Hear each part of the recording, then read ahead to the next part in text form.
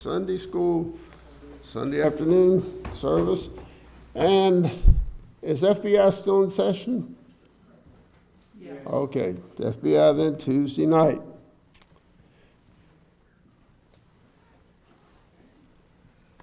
Okay, you'll only have to bear with me tonight and next Wednesday night, so bear with me. You know, you think about, you hear the word extreme condition. What do you think about? When you hear somebody say extreme condition. Extreme. Huh? Bad weather? What else? Okay. Bad weather. You know, usually when you hear extreme conditions, you know it's either going to snow, rain, or do something. But I want us tonight to see something about extreme conditions. I've been reading lately about people that are living in extreme conditions, Christians. I've been reading about how they're suffering at the hands of communism. And I just read last night and today about those who are in Muslim countries. Well, even some that are in Christian countries, even though the country is more Christian than it is Muslim, how they've been killed by the Muslims, they've been cut up by machetes and things such as that. You know, it's sad. And you know, sometimes I wonder how long do we have before things like that begin to happen here in our country. But I want us to see tonight a man who was in extreme conditions. And the thing is, it was temperance in extreme conditions. Temperance is something that we could all practice, especially last Sunday at the mealtime.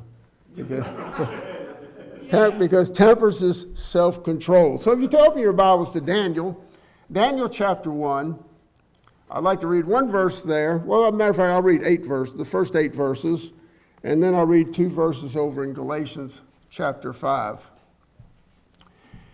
In the 3rd year of the reign of Jehoiakim, king of Judah, came Nebuchadnezzar, king of Babylon, unto Jerusalem, and besieged it.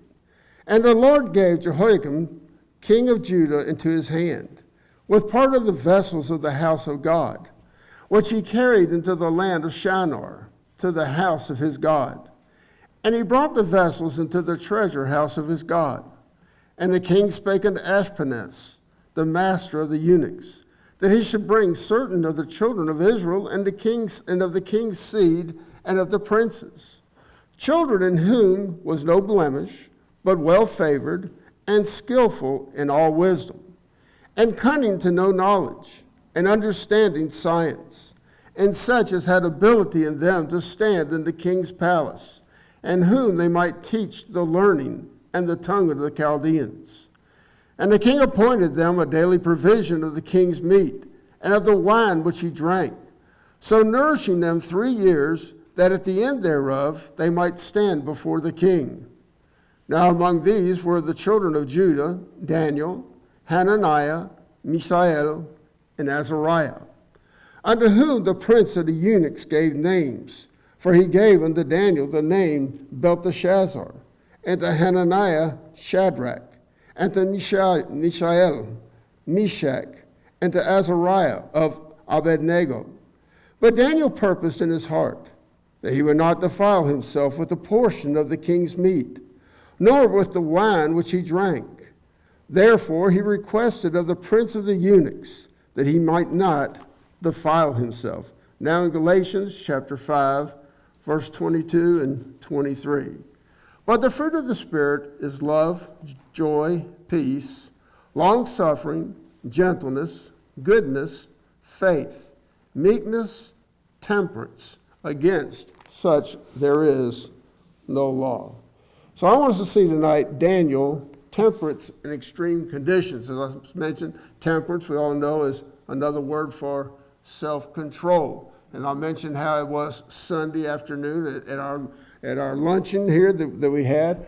Jan and I were at home afterwards, and it was probably about 4 or 5 o'clock, and we were still moaning, saying, "Oh, why did I eat so much?" And the answer is always the same, because it was so good. But, you know, we could all practice some temperance there. But Daniel, if you think about Daniel, as we looked the other week at Caleb and then Rahab, we saw parts of things, traits in their life that were so important. And each of them they were brave, they stood alone. But we think about Daniel, and Daniel was a man who was determined. Daniel was a man that was brave. He was a nonconformist. He was intelligent. He was an example, and he was loyal. Well, you can't ask for better traits in a person's life than what we saw there. But Herbert Lockyer said, talking about Daniel, he mentioned he's a man of self-control, a man of undaunted courage, a man of constant integrity. Well, that's an important one right there, isn't it? Unceasing prayerfulness, humility, and spiritual vision. So as we look at Daniel tonight, there's a few things I want us to see about him. First of all, his circumstances. Look at verses 1 through 4. In the 3rd year of the reign of Jehoiakim, king of Judah, came Nebuchadnezzar. In Spanish, it's Nabucodonosor. It's easier to say. But it's Nebuchadnezzar, king of Babylon, unto Jerusalem, and besieged it.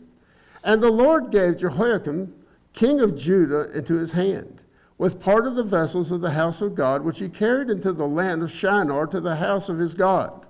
And he brought the vessels into the treasure house of his God.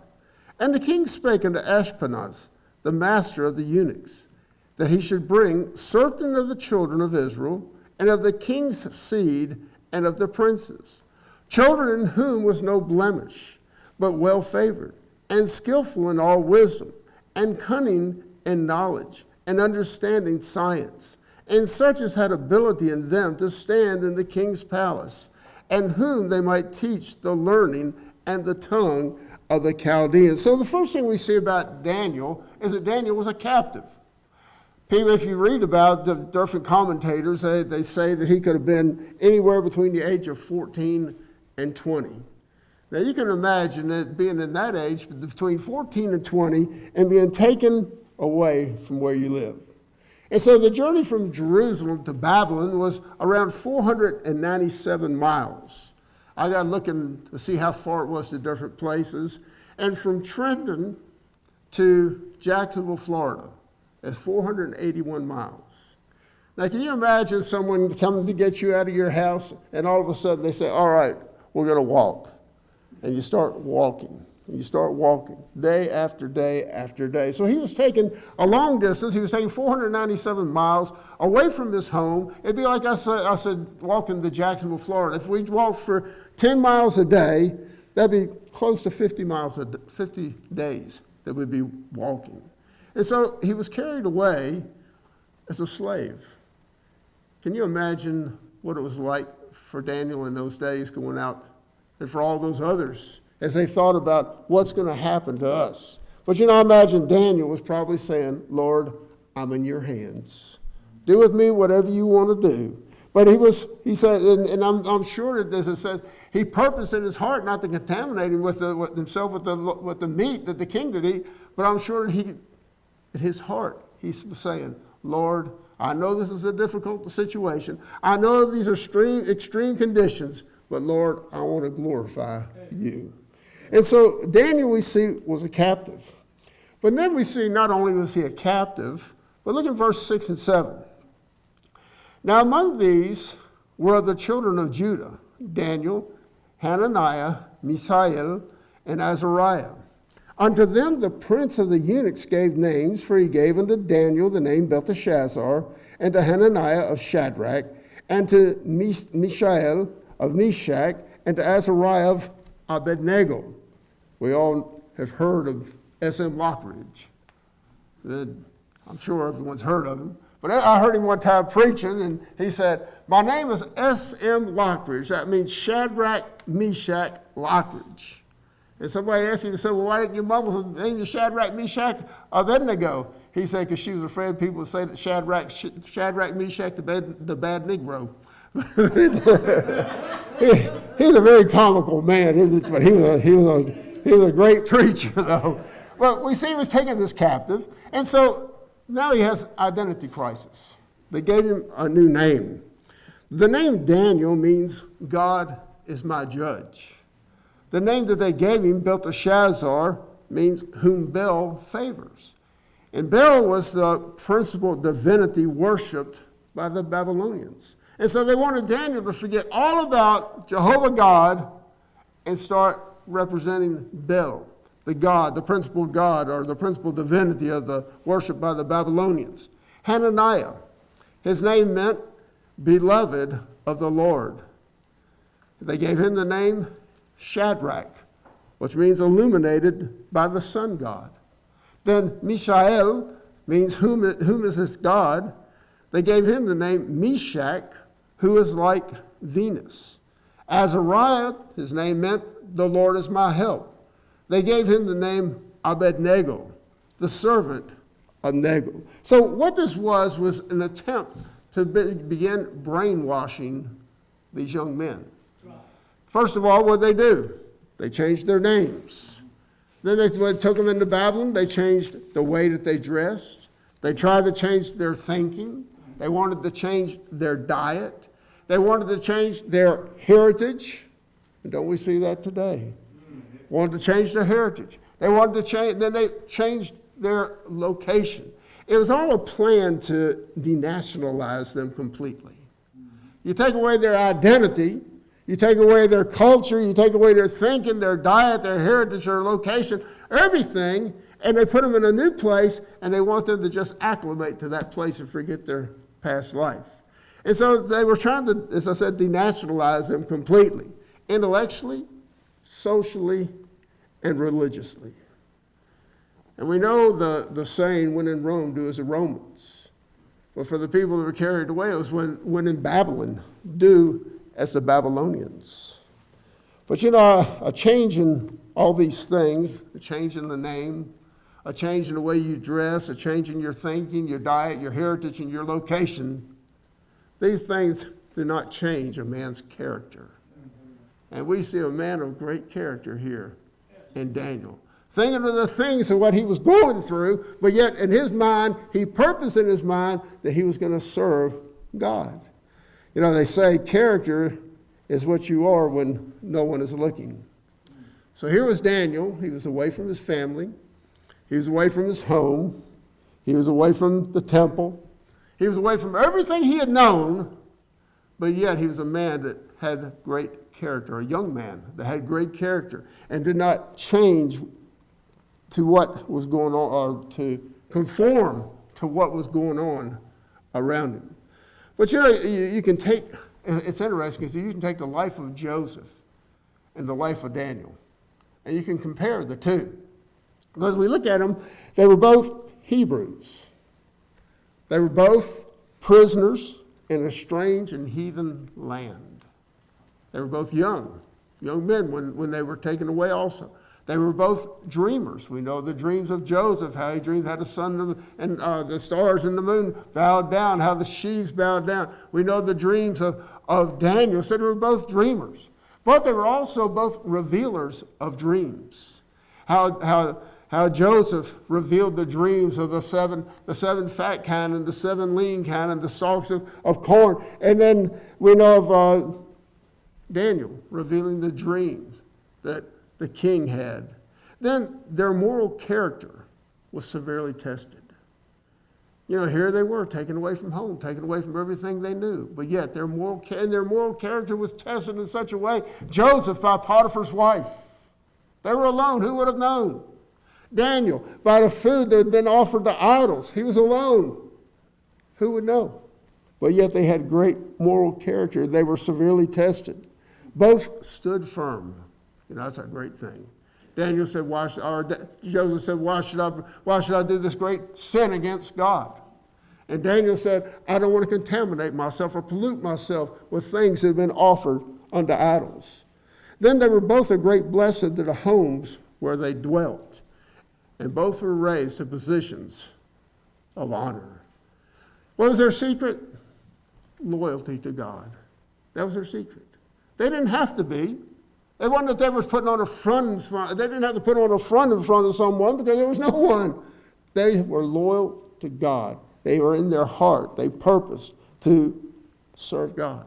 So we see Daniel, and as we see Daniel there, it's in his circumstances were rough. But then we see Daniel's first crisis. The first crisis that we see here after his names were, what's for lunch? My wife said that's my favorite phrase, what's for lunch? But that was his first crisis. Look at verse 5. And the king appointed them a daily provision of the king's meat and of the wine which he drank, so nourishing them 3 years that at the end thereof they might stand before the king. So you think about these guys that were taken away from their home. They were driven 497 miles away, and they get there, and instead of being slaves, they were offered scholarships. Boy, have you ever seen any movies about the World War II, where the enemy would take a captured prisoner and they would treat him royally? You ever see that? And I think what was in Unbroken, the movie Unbroken, was that the one about Louis Sanfarelli? Yes. Where they wanted to take him in there and treat, because he was an American hero because he was an Olympian, and they wanted to take him in and treat him like a king for what? So that he would say, America is doing wrong. But he had character. He said, I'm not going to do that. And so they take these guys, they offer them scholarships. Man, that's going to start pumping their brains, pumping their minds, pumping their hearts. They're proud of, hey, they want, I'm not going to be a slave. I'm not going to be out there building an adobe block. I'm going to be here studying. So they were offered scholarships. And instead of crust of stale bread and water, they were offered a banquet. Well, I'll tell you what. You think about the ones who were out there making the block and all. They give them probably a crust of bread and some water, and they'd have to work all day on that. And then if they died, they died. But here these guys, they were offered the best of the food that came from the king's the king's kitchen. So we think about the other captives that were there, because in verse 3, it said and the king spake unto Ashpenaz, the master of the eunuchs, that he should bring certain of the children of Israel of the king's seed and of the princes. Now you think about the king's seed. Who were the last two kings that they had when they went into Babylonian captivity? They had Jehoahaz, which reigned for 3 months, and he was a piece of trash. Then they had Jehoiakim, who also was the same way. He didn't want to serve God. And what happened? They brought princes and people from the line of these people in there. And so these people were raised in we could say, a semi-pagan homes.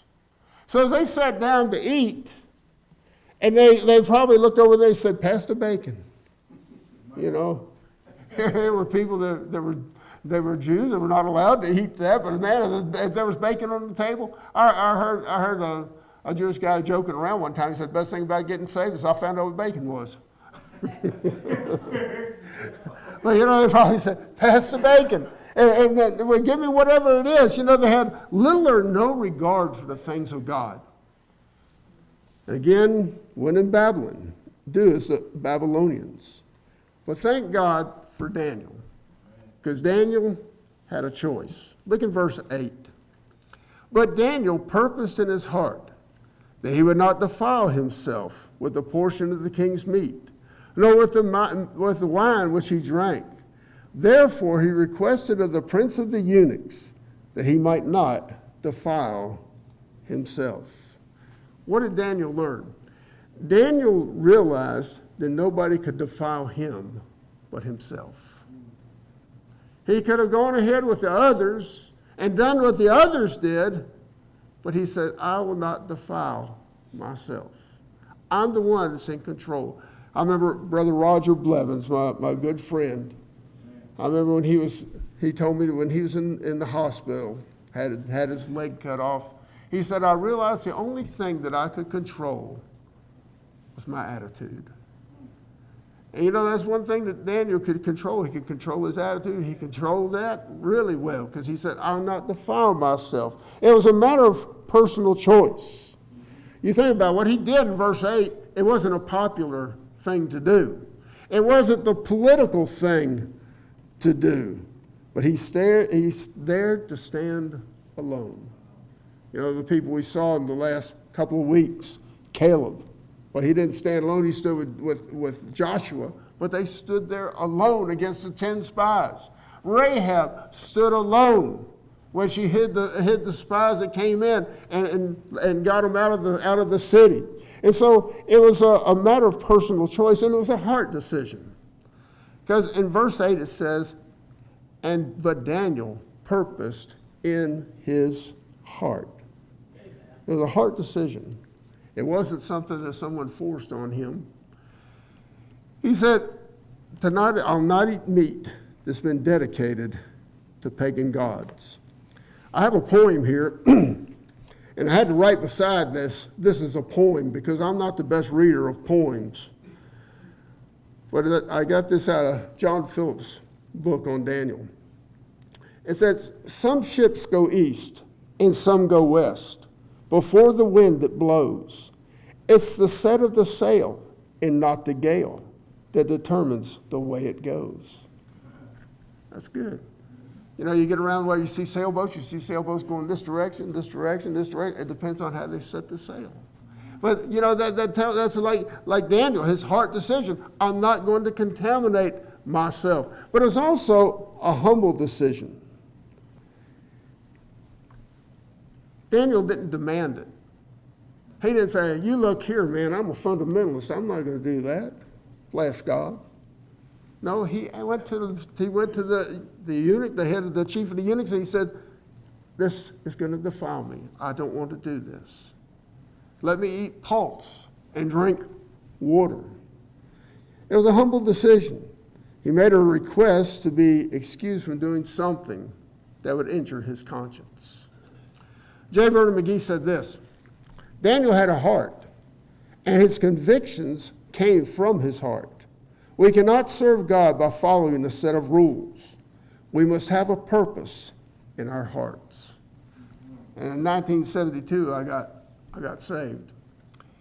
But before, I was going to a church. Well, some of you know the story. When I was in Fort Polk, Louisiana, I was in basic training. I called Jan one day. I said, talking to her, she said, honey, she said, I want to change churches. I said, okay, because we were going to a church where they had a lot of food and stuff. I liked it.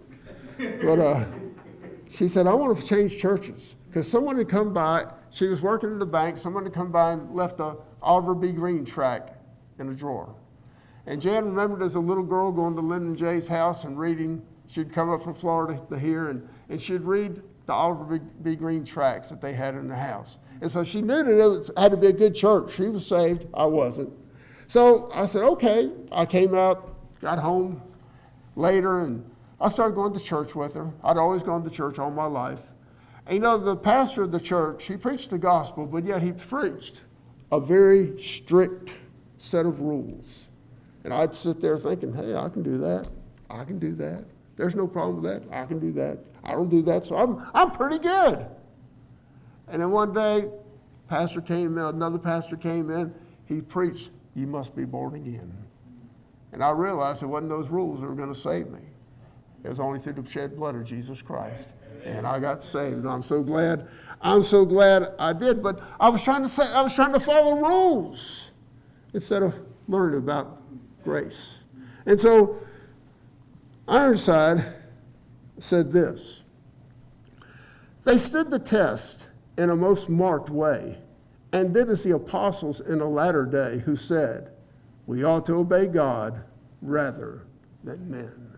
And so Daniel purposed in his heart, we're going to serve God. But it was a decision that could have brought death. Now you think about this. Here he was going against the order of the king. It was the king's way of bringing them into being Babylonians. It was the king's way of getting them out of their culture, out of everything they knew, and making them, what's the word that I want? Just bringing them into their culture and lifestyle, the Babylonians. And so Daniel was a man that stood no matter what was going to happen. Because here he was a captive, he was a foreigner, and he was telling the captor, no, I'll not do it. I'll not defile myself. And so Daniel, doing that, knew two things. First of all, he knew that he was powerless to prevent his deportation. Rambo don't exist. I mean, he couldn't have gone up there and just destroyed the whole Babylonian army by himself. He knew, hey, he said, I have to surrender to these people, but God's going to take care of me. So he had no power to prevent his deportation. But he also knew this. He also knew he could be defiled by his own behavior. Daniel purposed in his heart. Daniel's conviction. Daniel was not made of jello. You know, I like jello. I used to preach on Romans 12, 1 and 2, and I'd use the example of jello. I'd say, you know, you can take a shoe and pour jello in it, what are you going to have? You tear that shoe away, you're going to have the foot, you're going to have the form of the foot, or the shoe. You pour it in a jar. What are you going to have? You're going to have it in the form of a jar. You put it in a box, you're going to have it the form of a box, because it conforms to what's around it. But Daniel wasn't like that. He wasn't like jello. He wasn't poured into a mold. And Daniel didn't conform to this world. You think about how it was for Daniel. It would have been very easy for him to go along with the crowd. It would have been very easy for him to say, I'll just do what others are doing. You know, he could have thought, hey, we're going to be here 70 years anyway. What's it matter? But Daniel wasn't going to be put in a mold. Daniel was a perfect example of Romans chapter 12, verses 1 and 2. I beseech you, therefore, brethren, by the mercies of God, that ye, what? Present your bodies a living sacrifice, wholly acceptable unto God, which is your reasonable service. And in verse 2 it says, and be not conformed to this world, but be ye transformed by the renewing of your mind, that you may prove what is that good and acceptable and perfect will of God. What did Daniel do? He presented his body. He said, I'll not defile myself with the meat from the king's table. So he presented his body, and he did not conform to this world. Can you imagine the pressure? I mean, this is what I'm thinking. The pressure of those other Hebrews who were taken away with him. When he said, I'll not defile myself, I'll go against what the king says. Can you imagine what the others may have said to him? Man, are you crazy? What's wrong with you? Said, this is going to be the best life we've ever had. Man, get with it. But yet, he didn't conform to this world because he was obedient to the will of God for his life. And that was to serve him. You know, I dare to be a Daniel. That's what we should dare in our life. Dare to be a Daniel. Philippians 1:21. For me to live is what? Is Christ. And to die is gain. Let's go to the Lord in a word of prayer. Our Father, again, we